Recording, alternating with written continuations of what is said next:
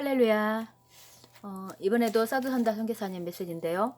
선지자들도 하나님의 말씀을 받아서 그 말씀을 실행하는 데에 대해서 실수할 수가 있답니다. 왜냐하면 이해를 잘못하고 이렇게 놓치는 부분이 있다네요. 그걸로 인해서 너무 많은 이제 이렇게 어떤 어려운 일들이 닥치기도 하는데 굉장히 귀한 직분이죠. 이분들도 그렇게 실수를 하는데 우리들은 또 어떻겠어요? 그래서 좀 다른 부분들을 서로 대적하고 이런 것들은 믿는 사람들로서 우리가 절대 해서는 안 되는 일이라고 생각을 합니다. 자신들이 모르는 것은 상대방이 알 수도 있고 상대방이 아는 거 우리는 또 모를 수도 있기 때문에 서로 세워져 가는 데 맞췄으면 좋겠고, 우리나라의 부르심을 말씀해 주시고 또 한 부분 여러 개가 있지만 그 부분에서 말씀해 주시고, 또 아이시스가 어떻게 무너졌는지 이런 부분에서도 그렇고 귀한 메시지인데 좀 나눠보도록 하겠습니다. 마지막 때 하나님의 기름 부으심은 마지막 때 교회를 위해서 준비되어 있는 것입니다. 여러분은 하나님의 기름 부음을 받기 위한 완전한 조건을 가지고 있습니다. 그리고 또 일본의 모든 교회가 이 마지막 때에 하나님의 기름 부음을 받아야 합니다. 마지막 때 기름 부음을 받기 위해서는 정말 열심히 열정적으로 기도해야 합니다. 에스겔서 37장 9절을 보시면 하나님의 영광이 임하였을 때에 하나님의 생기로 인하여 그들이 커다란 군대가 되었습니다. 요엘서에서도 2장 11절 마지막 때 하나님의 군사들이 어떻게 일어나서 정렬하는가에 대해서 말하고 있습니다. 마치 마른 뼈가 하나님의 예언을 말씀을 들은 것처럼 여러분께 주님이 말씀하고 계시는 것입니다. 가장 높은 곳에 계신 하나님의 영광과 기름 부음이 여러분에게 임할 것입니다. 그래서 하나님의 영으로 인하여 여러분이 하나님의 큰 군대로 설 것입니다. 군대의 부르심은 전쟁에 이기기 위함입니다. 여러분의 삶은 더 이상 마른 뼈 골짜기에 있는 사람들이 아닙니다. 제가 여러분께 한 예를 드리겠습니다. 필리핀 국가를 예를 들어보도록 하겠습니다. 정말 필리핀의 위대한 승리가 어떻게 일어났는지 2011년에 중동 두바이에서 예언적 컨퍼런스를 열라고 주님이 말씀하셨습니다. 그때에 계시해 주신 것은 중동 지역에 굉장히 커다란 위험이 오고 있다고 말씀하셨고, 지금 중동 지역에 그때 당시 IS의 테러가 일어나는 것을 우리는 알고 있습니다. 주님께서 저에게 전략을 주시기를 중동 지역에 기도타워를 세우라고 하셨는데, 그렇게 기도할 때 중동 지역의 아이시스 테러 집단은 묶임을 받을 것이다 라고 하셨습니다. 그런데 제가 실수를 했습니다. 그래서 제가 고백을 하겠습니다. 저는 주님의 예언의 말씀을 완전히 이해하지 못했고, 그래서 그 집회 이후에 후속 작업을 하지 않았던 것입니다. 그래서 주님의 말씀대로 정말 아이시스가 중동 지역에 일어나서 중동의 많은 사람들을 학살하고 죽였습니다. 여러분도 유튜브를 보시면 아이시스가 크리스찬을 어떻게 목베어 살해했는지를 알 수 있을 것입니다. 그래서 제가 궁금했던 것은 주님 말씀대로 제가 집회를 했었고 왜 문제가 일어났을까? 그것을 깊이 묵상하였을 때에 말씀하시기를 너는 컨퍼런스를 했다. 그러나 너는 내가 너에게 요구한 것을 사실 실행하는 것은 실패하였다라고 하셨습니다.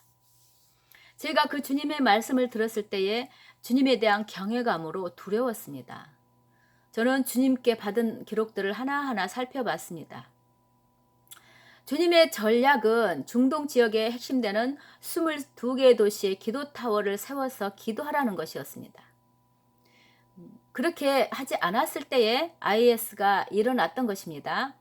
그래서 주님 앞에 회개하고 기도하였습니다. 주님, 제게 한 번만 기회를 더 주십시오라고 했습니다. 사실 저의 부르심은 선지자의 부르심입니다. 기도사에게 부름받은 것은 아닙니다. 그래서 제가 알기로는 필리핀 형제들이 굉장히 기도를 잘 하는 분들로 알고 있고, 제가 동역하고 있는 필리핀 분들은 굉장히 기도를 열정적으로 하는 분들입니다. 그래서 그분들께 하나님께서 말씀하신 전략을 말씀드리고 중동 지역의 필리핀 사람들이 이런 기도의 타워를 세우는 것이 어떻겠냐고 권했습니다. 여러분, 한국 분들이 동일하게 일본에 대해서 이런 사역을 해야 합니다. 한국은 다음에 말씀드리고 우선 왜 필리핀은 선택하셨을까요? 왜냐하면 중동 지역에 보시면 필리핀 노동자들이 상당히 많습니다. 중동 공항에 가시면 두바이 공항에 필리핀들이 가득하게 있는 것을 보실 수 있을 것입니다. 필리핀 사람들은 가는 곳마다 그분들은 교회를 세우고 가정교회를 세우고 그래서 필리핀 사람들이 모이는 곳마다 교회를 세워서 기도하고 찬양하는 그런 일을 합니다. 그들의 DNA적으로 그렇게 되어 있습니다. 그래서 제가 필리핀에 있는 단체와 함께 있고 그 중보단체 목사님과 중동의 많은 교회 연합회에서 기도타워를 세우자고 했고 한 집중된 지역에 다 모였습니다. 2년 전쯤 그때 두바이에서 성회를 했는데 한 300명의 필리핀 형제 중동 지역에 있는 사람들이 모였습니다. 하나님의 계획이 중동을 향한 어떤 계획이 있다는 것을 전하고 그것이 하나님의 전략이라고 했습니다. 그래서 우리가 22개 중동의 핵심이 되는 도시에 기도 타워를 세웠고 그 중동 지역을 다니면서 교회와 연합하였고 그 지역의 교회와 필리핀 형제 자매들이 그곳에 교회를 세우고 기도하도록 그 22개 도시에 기도 타워를 세웠으므로 세워졌고 몇 시에 기도해야 하는지 주님께서 정확하게 알려주시기도 하셨습니다. 주님께서는 2년 동안 기도하라 하셨었고 그때 아이시스가 무너졌습니다. 지금 보시면 알 수 있지요. 이것이 기도의 능력입니다. 동일한 방법으로 일본에 커다란 부흥이 올 것인데 여러분은 일본의 기도 타워를 세워야 합니다. 그리고 일본 땅들을 밟으면서 기도해야 합니다. 이것이 바로 한국 사람들의 부르심과 책임이 있습니다. 제가 30년 전에 조영기 목사님을 책을 읽은 적이 있었는데 그분은 하나님의 놀라운 종이시죠. 그 책에서 주님께서 일본에 가서 선교하라고 하는 부담을 주셨다고 써 있습니다. 주님이 말씀하시기를 그렇게 하면 일본을 위해서 기도하는 한국이 축복을 받을 것이다.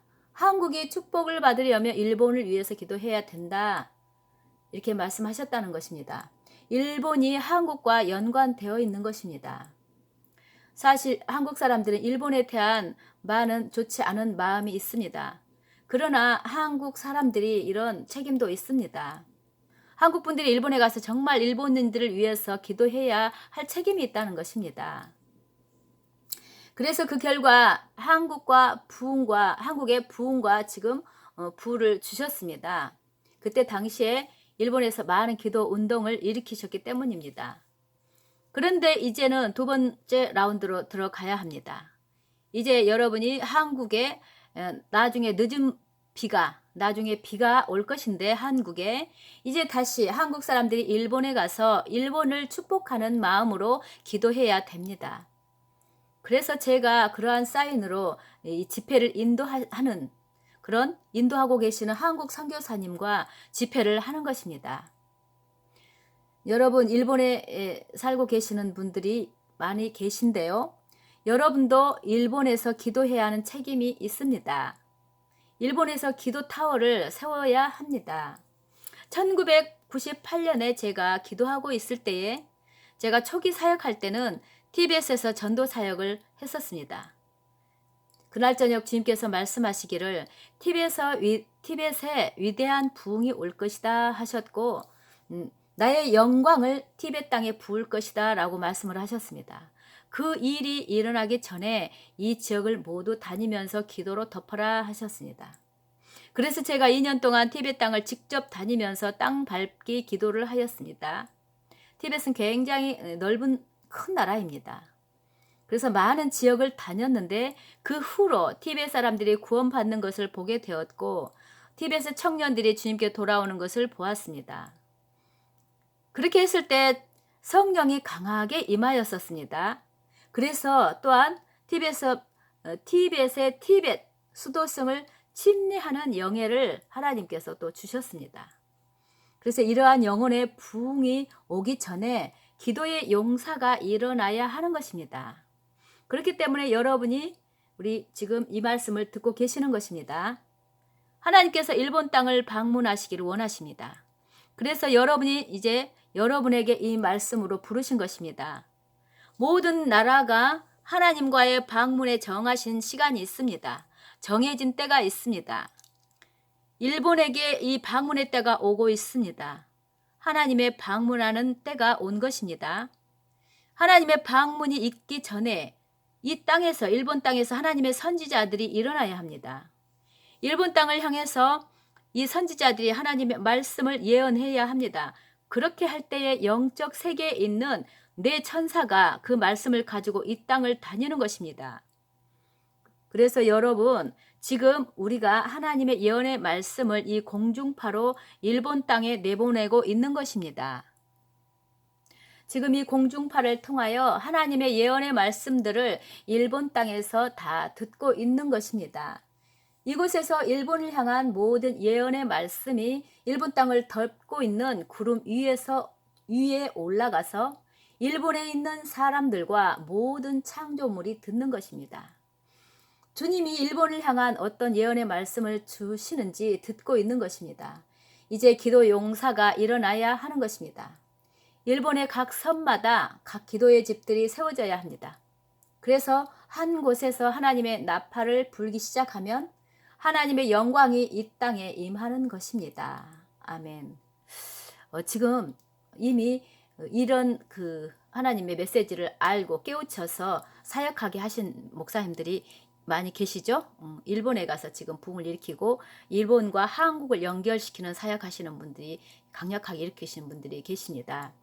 하나님의 마음은 모든 나라에 다 똑같이 있으신데 이제 어떤 일을 하시는 데에 대해서 순서적으로 이스라엘 통해서 열방을 이렇게 역사하시듯이 한국을 통해서 한국을 먼저 일으키셨기 때문에 또 일본과 중국의 어떤 영향력을 주어야 되는 것이고 또 어떤 부르심이 있고 같이 합쳐서 일어나야 결국은 중동 지역을 뚫고 북한과 같이 또 예루살렘까지 가서 예루살렘까지 가는 그 복음이 완성이 되고 예수님이 오실 길 열리는 이런 사역을 하게 되는 것이잖아요. 그래서 우리가 사단이 그동안에 일본과 우리 사이를 갈라놓는 일을 많이 했습니다. 일본 사람들을 통해서 이렇게 많이 했지만 하나님을 믿는 사람들은 그 나라의 벽이 없어야 되는데 그거 우리 마음 믿는 사람들 마음에 있으면은 좀 안 되겠죠. 그 중동 지역에서 사역하시는 사역자분들이 말씀하실 때도 그러셨어요.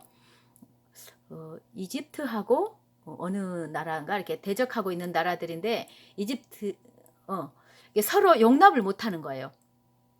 대적 관계에 있기 때문에 그 하나님 안에서도 용납을 못해서 그것을 깨트리는 어떤 것을 성령께서 하셨다는 말씀을 그때 사두산다 선교사님이 하셨던 것 같은데 그것은 좀 하나님의 뜻을 모르는 것이죠. 그렇다면은 하나님의 복음이 그 전적으로 열방에 전해질 수가 없는 거죠. 서로 대적해야 되기 때문에 그래서 그것을 우리에게는 전혀 없어야 되는 것을 알고 계실 것으로 믿습니다. 오늘 또 귀한 말씀 주신 거 감사하고 일본 위해서도 우리가 더 또 기도했으면 좋겠습니다. 샬롬.